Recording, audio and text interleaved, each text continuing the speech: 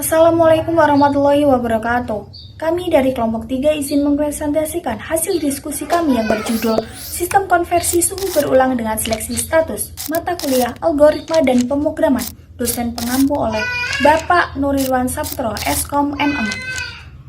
Kelompok 3.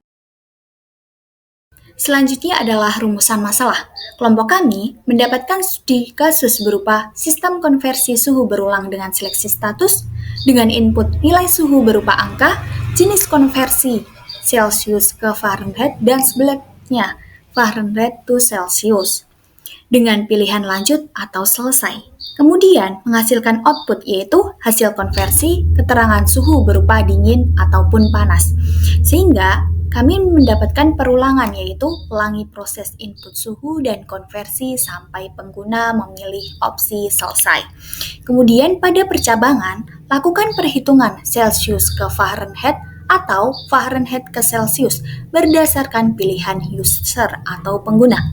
Dengan decision ada dua. Yang pertama ada tentukan keterangan suhu. Misal, jika Celsius lebih dari sama dengan 30, maka menghasilkan suhu yang panas.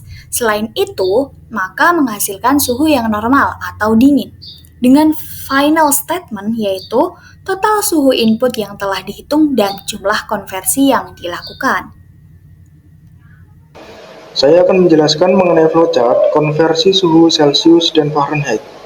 Yang pertama, diawali dengan simbol start atau terminator, maka program sudah dimulai. Kemudian, pengguna memilih mode konversi yang mana menentukan arah perhitungan dari Celsius ke Fahrenheit atau Fahrenheit ke Celsius. Lalu, pengguna diperkenankan untuk memasukkan nilai suhu. Selanjutnya, dalam simbol keputusan atau decision, terdapat pilihan Celsius atau Fahrenheit. Jika terdata suhu adalah Celsius, maka akan diarahkan ke arah kanan untuk konversi dari suhu Celsius ke Fahrenheit. Dan jika suhu terdata Fahrenheit, maka akan diarahkan ke arah bawah untuk konversi suhu dari Fahrenheit ke Celsius. Setelah konversi selesai, maka akan menampilkan nilai hasil suhu tersebut. Selanjutnya, di sini kita akan melewati decision yang kedua untuk pengecekan status suhu. Jika suhu lebih dari 95 derajat Fahrenheit, maka tampilkan suhu panas. Namun, jika suhu kurang dari 95 derajat Fahrenheit, maka tampilkan suhu tidak panas. Sedangkan Fahrenheit ke Celsius, jika suhu lebih dari 35 derajat Celsius, maka tampilkan suhu panas. Namun, jika suhu kurang dari 35 derajat Celsius, maka tampilkan suhu tidak panas. Setelah hasil tersebut ditampilkan, maka kita akan melewati decision yang ketiga untuk looping, yaitu decision ulang.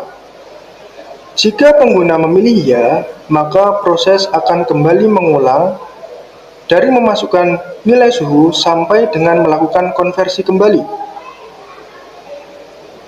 Namun, jika tidak, maka konversi suhu tersebut selesai. Sehingga penjelasan dari teman saya tadi, alur flowchart dapat disimpulkan dengan beberapa poin. Yang pertama, ada program dimulai dengan pengguna atau user memilih jenis konversi suhu dari Celsius ke Fahrenheit atau Fahrenheit ke Celsius. Dan yang kedua, pengguna atau user memasukkan nilai suhu.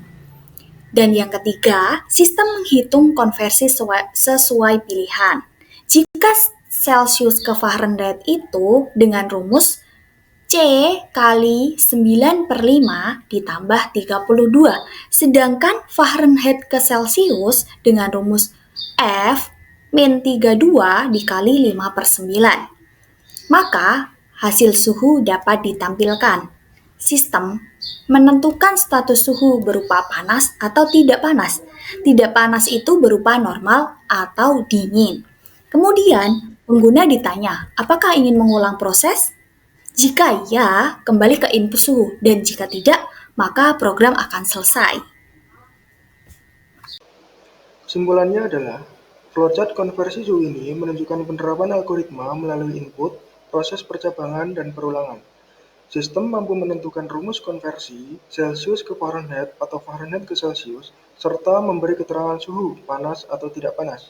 Sehingga program ini melatih pemahaman dasar penggunaan input-output, logika keputusan, dan perulangan proses.